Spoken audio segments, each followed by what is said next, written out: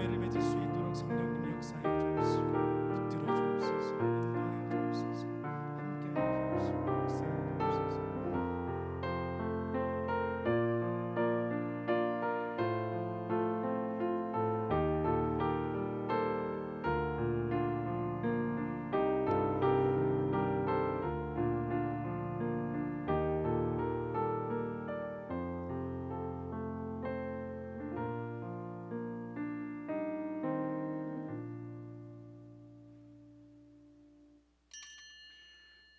들려주시는 하나님의 귀한 말씀 가운데 우리 사랑하는 성도들의 가정마다 하나님을 경외하며 축복받게 하시고 무슨 일을 하든지 하나님의 뜻 가운데 형통의 축복을 누리게 하여 주시옵소서. 병든 가족들에게 치유의 감동을 주사 그로 말미암아 그들의 가정 속에서 감사와 찬양으로 하나님 앞에 영광 돌리는 놀라운 은총도 도하여 주시옵소서.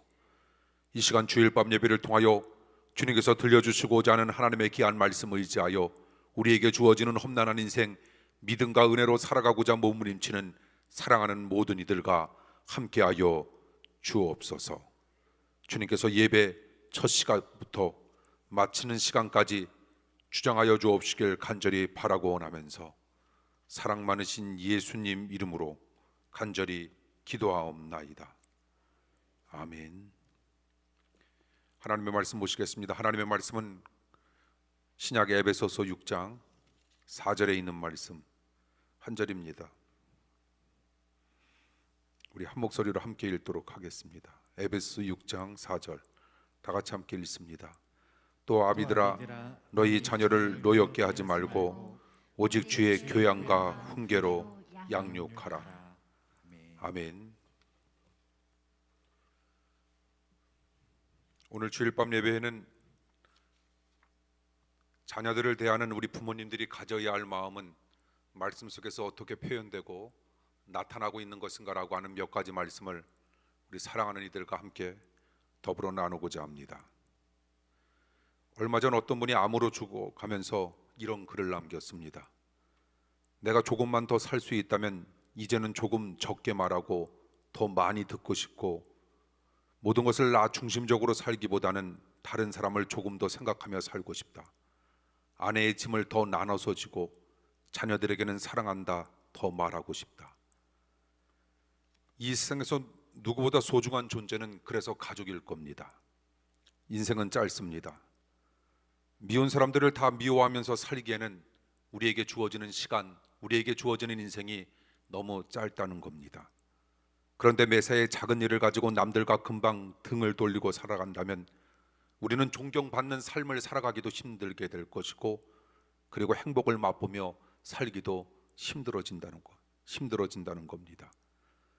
우리는 많은 사람을 행복하게 해주되 특별히 가족을 우리는 정말 행복하게 해주어야 합니다.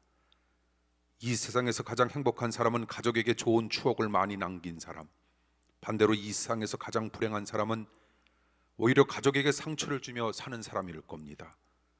죽을 때 사람이 가장 후회하는 일은 가족을 조금 더 행복하게 해주지 못한 일 때문에 후회하는 경우가 참 많다라고 하는 통계를 본 적이 있습니다. 아까도 이야기했듯이 오늘 본문에 나와 있는 말씀을 바탕으로 부모님이 가져야 할 몇 가지 마음에 관한 말씀을 이 시간 우리 사랑하는 이들과 나누고자 합니다. 특히 부모님들은 자녀들을 행복하게 해주어야 하는데 어떻게 자녀들을 행복하게 할 수 있을까? 본문은 자녀의 행복을 위한 부모님들이 가져야 할 몇 가지 말씀을, 마음을 이렇게 표현하고 이렇게 설명하는 겁니다. 첫째, 부모님들은 센스 있는 마음을 가져야 할 것을 당부합니다. 오늘 보면 4절에 보니 또 아비들아 너희 자녀를 노엽게 하지 말라라고 하는 말씀이 있습니다. 여러분, 지금은 이 말씀이 그렇게 파격적으로 들리지 아니할는지 모르지만 그 당시 이 말씀은 정말 너무나도 파격적인 말씀입니다. 아비들아 너희 자녀를 노엽게 하지 말라. 왜냐하면 당시 노마치아에서는 아버지의 권위가 절대적이었기 때문입니다. 아버지가 절대적인 권위를 가지고 있었기 때문에 그런 아비들에게 자녀들에게 노엽게 하지 말라 이런 명령을 하나님께서 내리셨다라고 하는 건 정말 파격적인 말씀인데 당시 아버지는 자녀를 물건처럼 팔 수도 있었고 심지어는 자녀를 죽일 수도 있었다라고 하는 것, 그래도 별다른 지장을 받지 아니했던 시대에 하나님은 아비들에게 명령합니다. 자녀들을 노엽게 하지 말라고. 그런 사회적인 분위기 속에서 하나님은 아버지에게 자녀들을 노엽게 하지 말라 이렇게 말씀하고 있는데, 왜냐하면 부모 때문에 생기는 마음의 상처는 많은 불행의 원인이 될 수 있기 때문입니다. 무엇이 자녀를 노엽게 만드는 것일까? 몇 가지 이유가 있습니다. 첫째, 부모님이 욕심을 가지고 자녀에게 너무 많은 것을 요구하면 자녀의 마음속에 노여움이 생긴다는 겁니다. 어떤 부모님들은 자녀들에게 마음의 평화와 기쁨을 주려고 애쓰기보다는 자기 욕심을 채우려고 자녀를 위한다라고 하는 명목으로 자녀의 삶을 거의 착취하는 분들도 있습니다. 그런 자녀들은 부모에 대한 분노를 가지다가 결국 자기 마음이 병들게 된다라고 하는 겁니다. 한 나이트클럽 루드 댄서가 있었습니다. 누군가 왜 그런 일을 하느냐고 물어보니 그녀가 이렇게 대답합니다. 저는 춤을 출 때마다 아빠 얼굴에 대고 춤을 춘다고 생각하며 춤을 추는 거라고. 알고 보니 그녀의 아버지는 지나치게 이기적이었고 권위적이었고 독단적이었는데, 그런 아버지에 대한 복수심으로 그처럼 일부러 방탕한 삶을 살아가고 있었던 겁니다. 부모의 욕심과 독단은 자녀를 그렇게 만들 수 있다는 겁니다. 그러므로 우리는 자녀의 마음과 필요를 세심하게 읽을 줄 아는, 그래서 아까 이야기했던 것처럼 우리에게는 센스 있는 그런 마음이 필요하다라고 하는 것, 우리가 하나님을 경외하고 하나님의 뜻 가운데 살아가며 하나님께서 우리들에게 요구하시고자 하는 말씀 그대로 우리가 살아갈 수만 있다면 하나님께서 우리들에게 주시고자 하는 마음이 있는데, 첫 번째 그 마음은 어떤 마음일까? 정말 분위기를 잘 조절할 수 있는 센스 있는 마음을 하나님께서 우리들에게 허락해 주신다는 겁니다. 세상이 줄 수 없고 학문이 줄 수 없는, 오로지 하나님만이 주실 수 있는 그런 마음을 우리는 부여받아야 할 겁니다. 그리고 우리 사랑하는 아이들에게, 우리 사랑하는 자손과 후손들에게 우리는 그런 마음을 그들에게 일깨워 줄 수 있는 믿음의 부모가 되어야 할 줄 믿습니다. 둘째, 부모가 자녀들 앞에서 의인인 척하려고 하는 것도 자녀들을 노엽게 만드는 겁니다. 의인인 척하려는 태도는 대개 비난으로 표현되는데, 진짜 의인은 실수에 너그럽지만 의인인 척하는 사람은 실수에 즉시 비난을 한다고 합니다. 또한 의인인 척하는 사람은 명백히 자기 잘못인 경우에도 남을 비난합니다. 자녀는 부모가 진짜 의인일 때 존경하지만 의인인 척할 때는 자녀들도 부모에게 존경심을 버린다고 합니다. 어떤 가정에서 한 아빠가 아이와 함께 매일 아침 7시 성경을 읽기로 했습니다. 매일 아침 아빠가 아이를 깨워서 일주일 동안 열심히 성경을 읽었습니다. 그런데 어느 날은 아빠가 8시까지 자다가 아이의 인기척에 잠에서 깨게 됩니다. 시간이 한참 지난 것을 보고 아빠는 아이한테 아빠를 왜 깨우지 아니했느냐라고 하면서 짜증을 냅니다. 아이의 마음은 이런 마음이었습니다. 아빠가 피곤하니 더 주무시게 해야지 하는 기특한 마음으로 깨우지 아니한 건데, 자기가 늦게 일어나고는 아이를 나무라면 아이의 마음이 상하게 된다는 겁니다. 하나의 예입니다. 어떤 부모님들은 자녀에게 부족한 모습을 보이면 부모님의 권위가 꺾이는 줄 압니다. 그러나 부모도 죄인입니다. 부모님들도 예수님이 필요하고 부모님들에게도 예수님이 필요하며 더 나아가서 우리에게도 복음이 필요한 겁니다. 자녀들은 부모가 잘못했을 때 그 잘못을 솔직히 인정하는 모습, 자녀들도 부모님들에게 보길 원한다는 겁니다. 그런 솔직한 모습을 자녀들이 바라다 본다면 오히려 자녀는 부모를 더 존경하게 된다는 겁니다. 부모님들은 자기도 복음이 필요한 존재임을 아이들에게 보여줄 수 있는, 아까 이야기한 대로 우리들에게 어떤 마음이 있어야 할까? 세상 사람들이 간직할 수 없는 오로지 하나님을 경외하는 사람들에게 주시고자 하는 센스 있는 마음이 우리네 마음 가운데 날마다 샘솟길 원합니다. 셋째, 부모가 자녀를 노엽게 하는 또 한 가지 이유는 믿음이 없기 때문입니다. 부모가 자녀들에게 같은 잔소리를 끊임없이 하는 솔직한 이유는 무엇일까? 자녀를 사랑하기 때문일까? 물론 그것도 있습니다. 그러나 더욱 분명한 이유는 부모 자신에게 믿음이 없고 두려움이 많기 때문에 우리가 잔소리를 많이 하는 겁니다. 그러나 잔소리를 하면 좋은 결과가 나오는 경우가 거의 없고 대개 역효과만 남에도 불구하고 아이에게 잔소리를 끊는 게 왜 이리도 어려운지 모릅니다. 부모는 가끔 자녀들에게 여러 가지 주의를 시킵니다. 이것 하지 말라.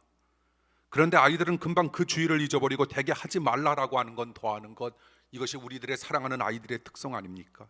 그러다가 결국 일을 저지릅니다. 그러면 부모님들은 또 화를 내면서 너 그렇게 하지 말라고 했는데 왜 그랬어? 라고 하면서 했던 잔소리를 우리는 또 금방 또 하게 됩니다. 왜 많은 부모님들이 아이의 특성을 이해하기보다 무조건 잔소리부터 시작하게 될까? 깊이 생각해 보면 아까 이야기한 대로 그것은 불신과 두려움 때문에 그런 잔소리가 생겨난다는 겁니다. 자녀들이 순종을 모르고 바른 자녀로 자라지 않을 것을 우리는 두려워하고, 자녀에게도 하나님의 은혜의 역사가 있을 것을 신뢰하지 못하기에 그처럼 우리는 자녀를 심하게 꾸짖고 자녀의 체면을 깎아버리는 겁니다.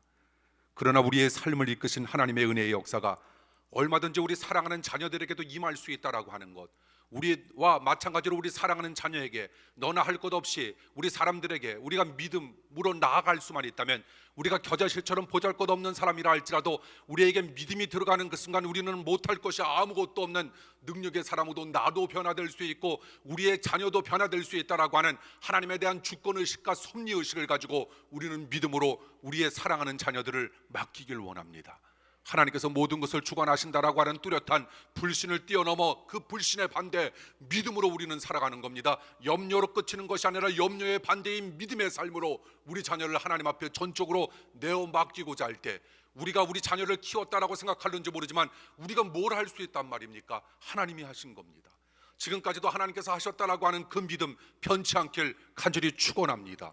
그리고 앞으로도 우리의 남은 자녀들의 삶을 주님 앞에 온전히 내어 맡기는 겁니다. 나의 사랑하는 아이를 맡아달라고, 나의 사랑하는 아이와 영원토록 동행해달라고, 나의 사랑하는 자녀가 무슨 일이 있어도 주님의 손을 놓지 아니하는 은혜의 자녀로 거듭나게 해달라, 하나님 앞에 간절한 마음으로 간구하고 기도할 때 우리 주님께서 반드시 응답해 주시는 역사와 축복 있으리라 믿습니다. 거의 모든 부모님들이 자녀들에게 순간적으로 퍼붓다가 그 다음에는 자신을 계속 성찰하며 조금 더 자녀들에게 지혜롭게 할 걸 하는 이런 생각을 하지 않습니까? 그때가 중요합니다. 그때 곧 아이들에게 우리는 미안하다, 아빠가 부족했어, 엄마가 부족했어, 이렇게 말해야 합니다. 그러면 대개 아이들은 괜찮아요 라고 하면서 아이의 모습을 바라다 보면 괜찮다라고 하는 부모의 솔직한 말에 어깨를 으쓱이며 흐뭇해하는 아이들의 표정이 있지 않습니까? 우리는 아이들을 믿어주고 아이들의 실수를 너그럽게 우리는 은혜로 믿음으로 그리고 사랑으로 우리는 끊임없이 받아주어야 합니다. 우리 부모님들이 우리를 그렇게 대해주었듯 그처럼 아이들을 노엽게 하지 않으려는 센스 있는 마음을 갖는다라고 하는 것, 이것이 바로 오늘 본문을 바탕으로 하나님께서 우리들에게 주시고자 하는 첫 번째 우리가 간직해야 할 멋진 마음임을 이야기하고 있는 겁니다. 두 번째, 하나님은 우리들에게 균형 잡힌 마음을 원하시고 있습니다. 오늘 본문 4절 말씀 하반부에 보십시오. 오직 주의 교양과 훈계로 양육하라 라고 하는 말씀이 있습니다. 자녀들을 양육할 때 사랑의 교양과 엄격한 훈계 두 가지를 다 갖추어야 할 것을 주님께서 말씀하시고 있다라고 하는 겁니다. 먼저 자녀들에게 따뜻한 사랑을 공급해 주어야 합니다. 그래서 우리는 격려하고 꿈과 믿음을 주며 확신을 심어주고 그 사랑을 우리는 표현해 주어야 합니다. 자녀들이 사랑을 먹지 못하면 몸은 멀쩡해도 정신은 불구가 됩니다. 한국 사람들은 누구보다 사랑이 많아도 그 사랑을 잘 표현하지 못합니다. 그래서 부모님으로부터 사랑한다라고 하는 말을 한 번도 들어본 적이 없는 사람들도 참 많다고 합니다. 그 아픔을 느낀다면 자녀들에게 더 많은 사랑을 우리는 그래서 때로는 표현해 주어야 합니다. 너무 어색함에도 불구하고 우리는 그런 사랑 표현 훈련도 해야 할 겁니다. 사랑과 더불어 훈계도 있어야 합니다. 훈계가 없으면 자녀는 정신적, 사회적 불구가 된다고 합니다. 특히 이 구절에서 말하는 훈계라고 하는 말의 언어적인 의미는 어떤 뜻을 가지고 있는 것인가 하면 매를 드는 것을 포함한다라고 하는 것, 이것이 훈계한다라고 하는 그런 성경적 언어의 의미라 말합니다. 미국에서는 부모가 잘못 매를 들면 경찰이 달려와 부모님을 잡아갑니다. 미국에서는 뉴에이지 운동의 영향으로 그런 장면들이 많이 발생하고 있는데 왜 뉴에이지 운동에 물든 사람들이 매를 드는 것을 반대할까? 매를 자녀가 저지른 죄와 그리고 잘못에 대한 벌로만 여기고 생각하기 때문입니다. 그러나 성경적으로 부모님들이 매를 드는 것은 벌을 주기 위한 것이 아닙니다. 사람은 다 벌 받아야 할 죄인이기에 논리상 부모님도 자녀를 벌할 권리가 없고, 사실상 우리가 받아야 할 벌은 이미 예수님께서 십자가에서 모두 받으셨습니다. 그렇다면 우리가 왜 매를 드는 걸까? 벌을 주기 위해서가 아니라 자녀의 앞날을 위해서 매를 드는 겁니다. 만약 매가 나쁘다고 여기고 부모가 매를 들지 않는다면 그것은 자녀들에게 평생 고통스러운 삶을 남겨주는 것과 같을 겁니다. 왜냐하면 그런 자녀들은 자기만 알다가 불행하게 살 가능성이 너무나도 많기 때문입니다. 서울의 어떤 교회에서 아이들이 예배당 안에 뛰어다니며 강당까지 기어오르니 보다 못해 장로님이 야단을 칩니다. 그 모습을 아이의 엄마가 보았습니다.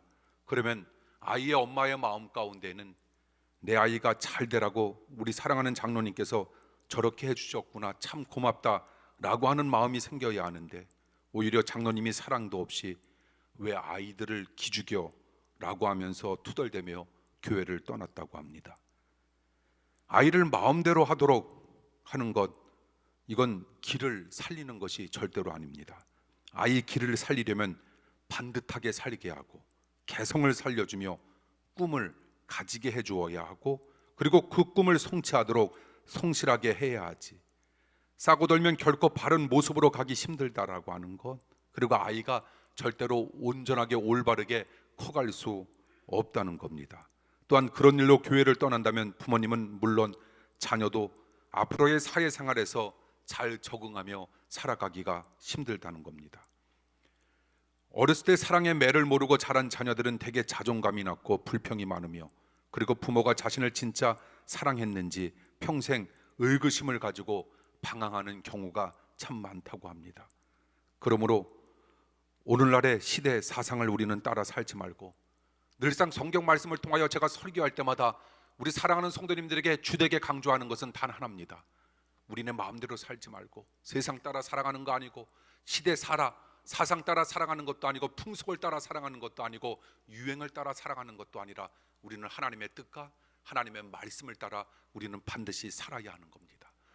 어디로 가야 할지 알지 못하는 상황 속에서, 그 세상 속에서 하나님의 말씀이 나침판의 역할을 감당한다라고 하는 사실, 어두운 세상 속에서 하나님의 말씀이 빛이었다라고 하는 사실을 우리는 분명히 명심하면서 말씀에 입각한 삶을 살아가길 원합니다. 그리고 우리 사랑하는 아이들도 그런 아이들이 되게 해달라 우리가 하나님 앞에 간절한 마음으로 간구하고 기도하는 겁니다. 이것이 먼저 하나님의 나라와 하나님의 의를 구하는 겁니다. 그리할 때 너희들이 구하지 아니했던 나머지는 내가 덤으로 책임져 주겠다라고 하는 하나님의 약속의 말씀을 우리는 바탕으로 우리에게 주어지는 삶을 살아가는 겁니다. 사랑하는 성도 여러분, 우리 사랑하는 아이들을 위하여, 우리 사랑하는 아이들이 주님의 뜻을 따라 살아가길 원하며 말씀에 입각한 삶을 살아갈 수 있도록 인도해달라 기도해 주시길 간절히 축원합니다. 주일은 나의 날이 아니라, 우리의 날이 아니라 하나님의 날이었음을 우리는 반드시 기억해야 된다라고 하는 것, 하나님께서 우리들에게 일러주셨던 것처럼 가이사의 것은 가이사에게, 주일은 하나님의 것이었으니 하나님의 것은 하나님에게 드려야 하는 것이, 이것이 원칙이며, 그런 원칙적인 삶을 살고자 할 때 하나님께서 너희들의 인생을 축복해 준다라고 하는 것, 우리 아이들에게 직접 이야기하면 그들이 예민하게 받아들일 수밖에 없는 그런 상황이라면 우리는 하나님 앞에 골방에 들어가 내가 임한 곳을 예배의 자리로 만들며 날마다 눈물 뿌리며 기도할 때 하나님께서 반드시 우리 사랑하는 아이들의 마음을 온전하고도 아름답게 만들어 가시리라 믿습니다. 공동 번역에 보면 잠언 13장 24절의 말씀을 아주 실감 있게 표현합니다. 이렇게 되어져 있습니다. 자녀가 미우면 매를 들지 않고 자녀가 귀여우면 채찍을 든다라고 하는 하나님의 말씀의 의미를 기억하면서 살아가시길 원합니다. 부모님들은 자녀의 특성과 상태를 잘 파악해야 합니다. 어떤 부모님은 자녀가 게을러도 그냥 놔두고 버릇 없이 다녀도 그냥 놔둡니다. 그것은 자녀에게 평생 고통스러운 삶을 주는 부모의 책임 회피에 불과할 겁니다. 반대로 어떤 부모님은 자녀가 마음이 약해진 상태임에도 불구하고 야단부터 치고 봅니다. 그것은 자녀의 영혼을 더 병들게 하고 문제 해결을 더 어렵게 만들 수 있다는 겁니다. 그러므로 자녀의 마음 상태를 잘 파악하고 기도하며 그들을 은혜로, 믿음으로, 그리고 주님의 놀라운 손길로 우리는 아름답게 이끌어 주어야 할 겁니다. 어떤 분이 차를 타고 가는데 애들이 이상한 노래를 부르며 너무 시끄럽게 구는 겁니다. 그래서 주의를 주었습니다. 얘들아, 너무 시끄러워. 이제 그런 소리 내지 마. 잠시 조용해졌습니다. 그런데 몇 분 지나니 아이들은 또 시끄럽게 굴었습니다. 아빠는 벌컥 신경질을 냅니다. 저 닮았습니다. 그만 너희들 정말 말 안 들을 거야?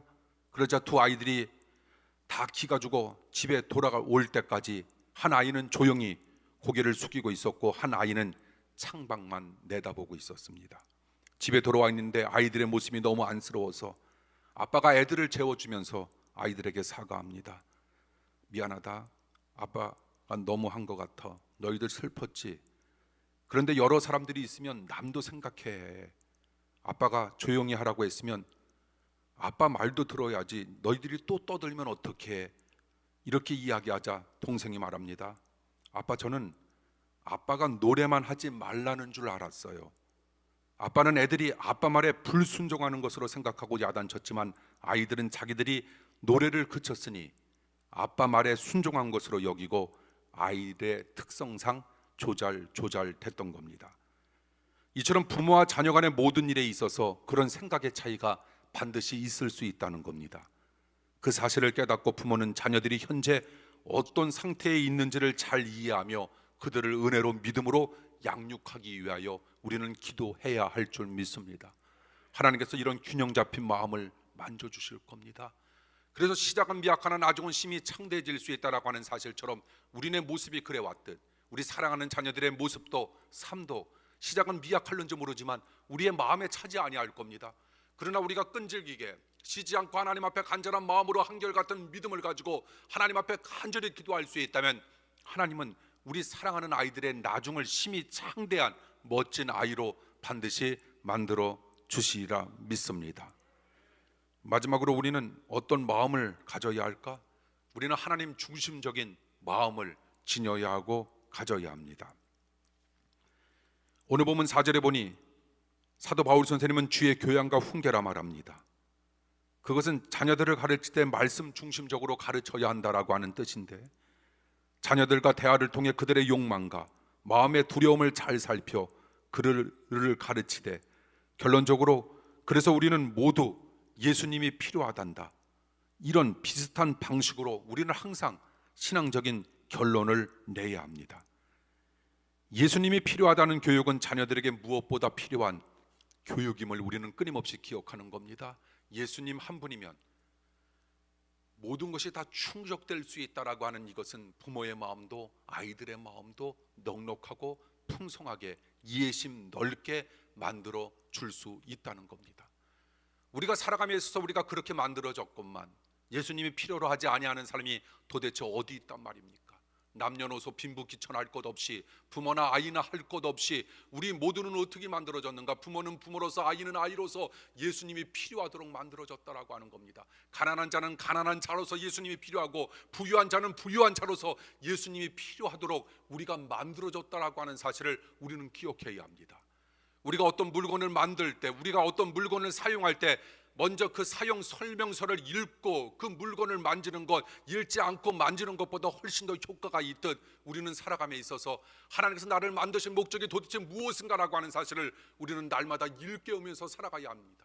눈을 뜨면서 하나님께서 나를 만드신 목적이 무엇인가? 사나 죽으나 먹으나 마시나 하나님의 영광을 위하여 살라라고 하는 하나님의 깊은 뜻 깨달아 하나님의 영광만을 위하여 살고자 몸부림치는 여러분들의 삶은 정말 하나님의 사용 목적을 정확하게 알아 하나님의 뜻 가운데 살고자 몸부림치는 사람들, 이런 사람을 가리켜 어떤 마음을 소유한 사람들이라 이야기할 수 있을까? 하나님 중심적인 마음을 멋지게 소유한 사람이라 표현할 수 있으니 이런 사람들을 통하여 역사하실 하나님의 은혜를 여러분 기대하길 원합니다. 이런 마음을 가지고 앞을 향하여 끊임없이 나아간다면 여러분들의 자녀는 여러분들의 손길에 미치지 못할는지 모르지만 하나님께서 우리들의 자녀는 반드시 만져주시는 역사와 은혜가 있을 수 있다라고 하는 믿음과 확신으로 날마다 살아가길 원합니다. 그러므로 우리는 필요한 것이 하나님 중심적인 마음을 끊임없이 갖자는 겁니다. 오늘날 많은 성도들조차 그 중요한 교육을 오직 교회에만 맡깁니다. 그러나 가장 좋은 신앙 교육의 장은 교회를 뛰어넘어 바로 우리의 가정이 되어야 합니다.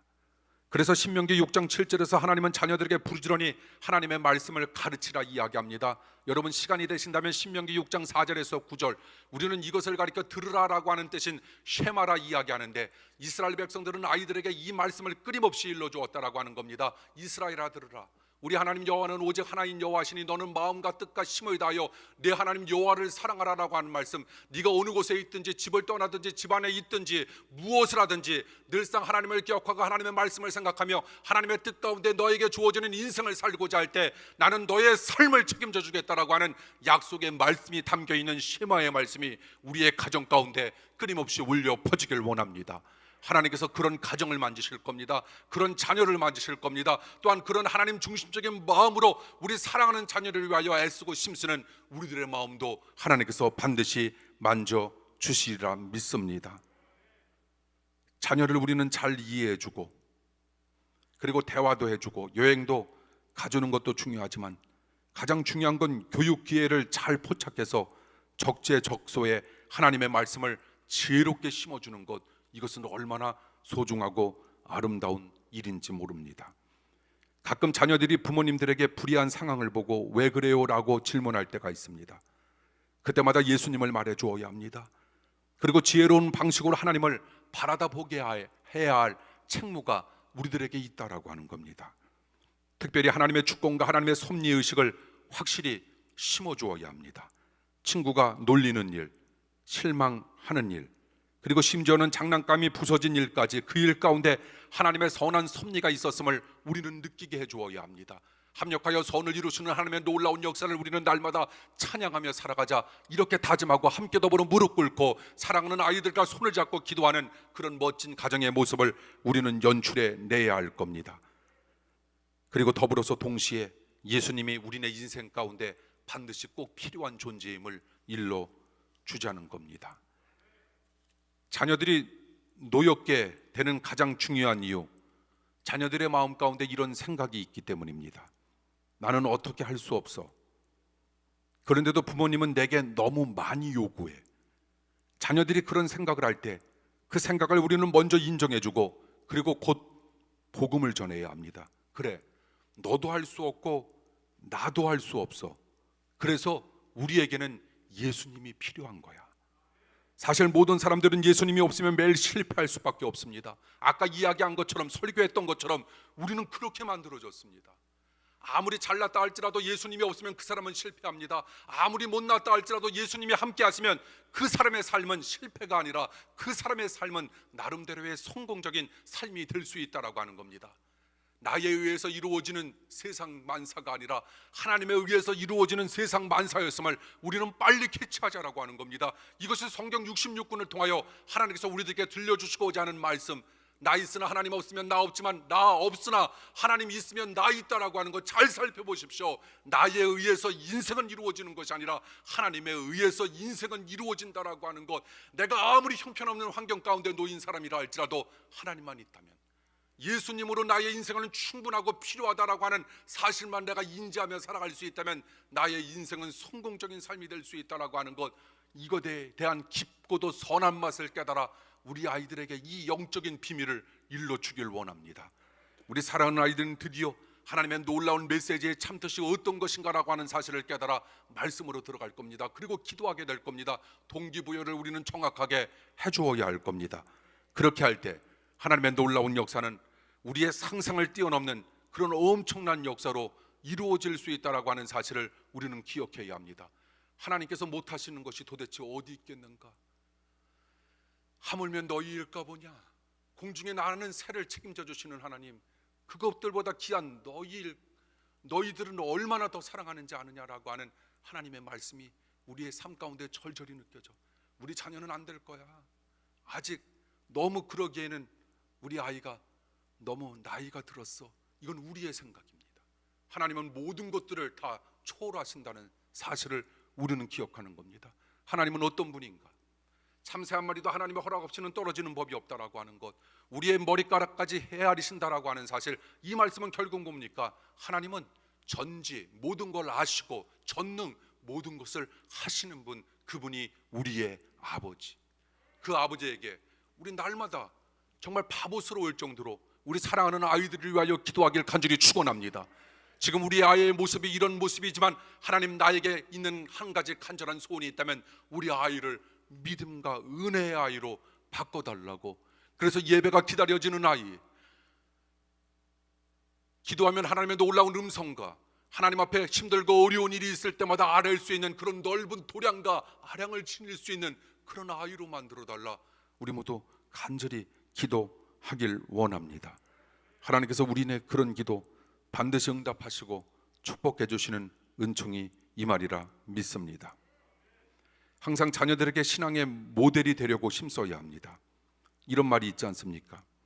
자녀가 그의 아버지 안에서 하나님의 모습을 발견하지 못하면 그 자녀는 하나님을 자신의 아버지로 알고 믿기가 참 어려울 것 같다. 이 말은 부모가 믿는 사람다운 모습을 보여주어야 할 큰 책임이 있다는 겁니다.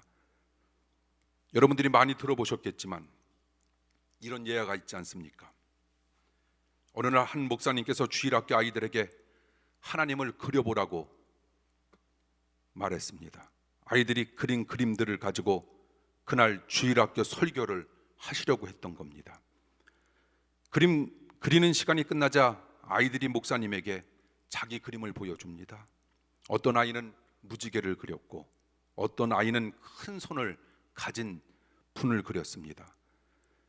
마지막으로 목사님의 딸이 자기가 그린 그림을 가지고 왔는데 그 그림에는 양복과 넥타이를 맨 어떤 남자가 그려져 있습니다.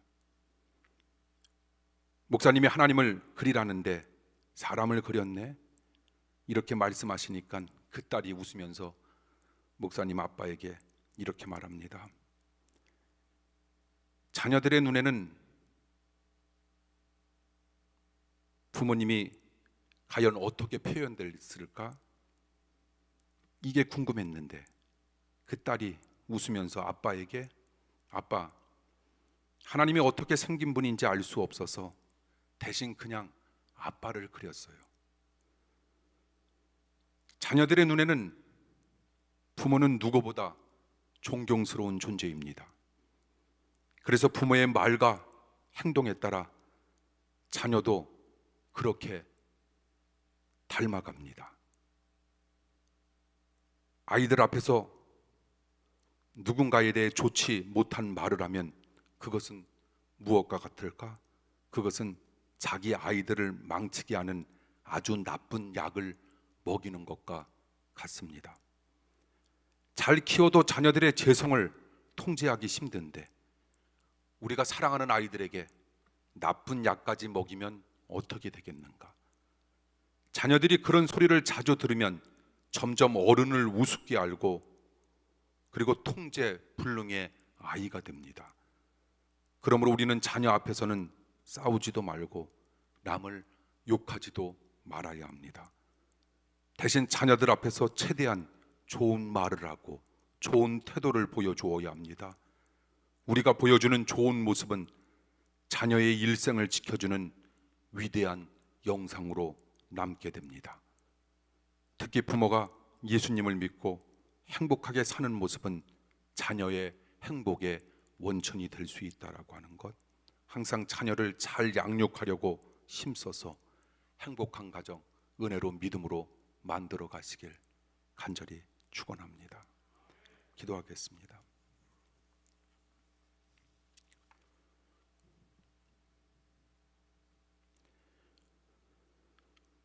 하나님 앞에 무엇 하나 내세울 것 없는 부족한 우리들에게 주신 하나님의 깊은 말씀 마음에 새겨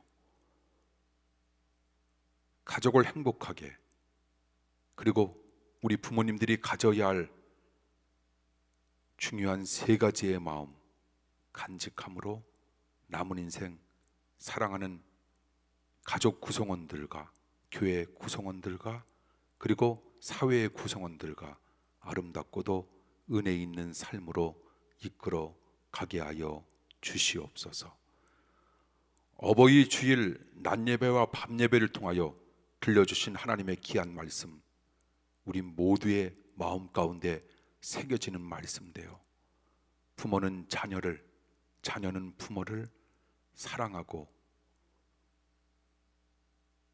은혜를 나누며 함께 더불어 주님의 깊은 사랑 안에 더불어 살아갈 수 있는 은혜의 사람들로 만들어 주시옵소서.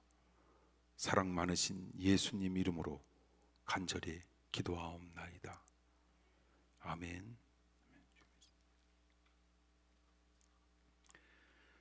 강구 말씀드립니다. 우리 주변에 계신 분들과 함께 인사 나눠주시죠.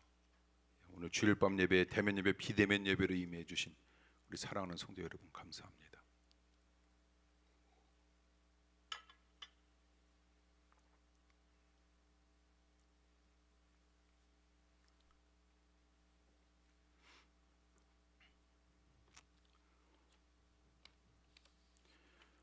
오늘도 예배에 임해 주신 우리 사랑하는 성도 여러분, 감사합니다. 여러분 건강 주의하시면서 또 방역 수칙 잘 지키시면서 어려운 상황 속에서 은혜 가운데 여러분 승리하시는 우리 사랑하는 성도님들의 귀하고도 깊은 삶이 되길 원하고요. 또 교회에서 드려지는 주일 낮밤 예배, 대면 예배와 비대면 예배로, 그리고 수요일 밤 대면 예배와 비대면 예배로 여러분 임해 주십시오. 그 가운데 역사하실 주님의 은혜와 은총이 크다라고 하는 것도 기억하십시오. 그리고 또한 대면 예배로 아이들과 주일 밤이나 수요일 밤 같은데 나올 수 있으면, 그때는 사람들이 많이 나오지 않기 때문에 여러분들이 더 거리 두기를 할 수 있으니까 또 나와서 예배 드리는 것도 상당히 은혜 가운데 임할 수 있고요. 또 우리 사랑하는 아이들에게 그 예배의 중요성은 정말 어려서부터 반드시 시켜주어야 합니다. 그래서 정말 예배가 소중하고 예배 가운데 하나님의 임재가 느껴져야 하며 예수님이 나의 삶 가운데 필요하신 분이었구나라고 하는 걸 느껴야 합니다. 그럴 때 주님께서 우리 사랑하는 아이들의 힘든 상황 속에서도 만져주시는 역사와 축복이 반드시 임하게 되리라 믿습니다. 그리고 오늘 설교 말씀처럼 교회에서 여러분들이 그렇게 지켜주시고 가정에서도 여러분 아이들과 함께 더불어 말씀과 기도로 은혜로운 이야기 많이 나누면서 가정을 여러분 또 하나의 선교의 장으로, 복음의 장으로 여러분들이 펼쳐주십시오. 그래서 이런 코로나19와 같은 이런 상황 속에서도 우리가 믿음 잃지 아니하며 또 다시 예배가 정상적으로 재개되었을 때 우리가 다시 힘을 내어 주님께서 우리들에게 명하신 명령을 지키면서 나아갈 수 있는 그런 사랑하는 성도님들이 되시길 바랍니다. 오늘 우리 고혜희 권사님 따님하고 우리 오지사님 두 분 어디 갔다 오신 거예요? 예. 끝나고 좀 잠깐 보시고 가십시오. 두 분. 예. 혼나려고 하는 건 아니니까. 예. 감사합니다.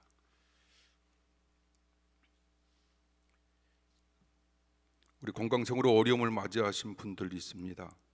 우리 백승호 권사님, 이희자 권사님, 이명희 지사님, 임재옥 권사님 및 그 밖에 여러분들 사랑하는 성도님들, 속해 선교회원들 가운데 아픈 분들이 누구인가라고 하는 거 김정래 권사님 여러분 기억하시면서 끊임없이 함께 더불어 중보 기도해 주십시오. 은혜 가운데 나아지는 축복과 역사가 임하길 원합니다. 오늘 어버이 주일로 우리가 지켰고요. 그리고 오늘 혹시 아침에 떡 줄 많이 쓰고 또 못 나오셔서 떡 못 가져가신 분들, 떡이 20개 정도, 25개 정도 있으니까 꼭 가지고 가시면 될 수 있을 것 같고요. 손들기 힘드시죠? 한번 그 힘들어도 혹시 오늘 낮에 떡하고 상관없었던 분, 장로님 떡 없었어요? 떡이? 예? 뭐래시죠? 예? 아, 케이크 안 가져가셨. 진짜 케이크 안 가져가신 분, 못 가. 장로님 한 분. 예, 케이크도 지난주에 그 인원을 파악했을 때 40명 정도였거든요. 그래서 교회에서는 박삼승 회장님한테 50명 정도 이렇게 여유 있게 했는데 박삼승 회장님께서 손이 크시잖아요. 그래서 목사님 50까지는 25개를 더해서 75개를 준비를 했는데, 예, 전 손 여유 있게 25개를 더 했는데 이게 못 가져가신 분들이 있어서 또 박삼순 권사님께서 15개 정도를 더 가져오셨기 때문에 여러분 가시면서 가져가 주시길 바라고. 그럼 박삼순 권사님, 그럼 전대근 장로님 빼놓고는 여기선 다 받으셨나 봐. 예, 여기 몇 번 못 받았으니까. 예? 예, 뭐라고 그러시네. 그리고 이렇게 다음부터는 그래도 어떻게 됐든지 간에 오신 분들이 못 받아가서는 안 될 것 같아요. 그래도 오신 분들이 우선이 되어야 될 것 같으니까 먼저 이렇게 오신 분들 다 가져가신 뒤에 안 오신 분들은 늦게 챙겨야 되지 않을까라고 하는 생각이 드는데 괜찮지 않을까요? 예, 모두 끄떡끄떡 해주셔서 정말 감사하고, 우리 다음번에 또 이런 경우가 있을 때는 그래도 오신 분들 먼저 한해서 가져가시고, 또 카네이션도 준비되어져 있고요. 한 10개 정도가. 그 다음에 롤케이크와 떡 있으니까 여러분들 잘 분배해서 가지고 가시면 감사하겠습니다. 축복 기도합니다.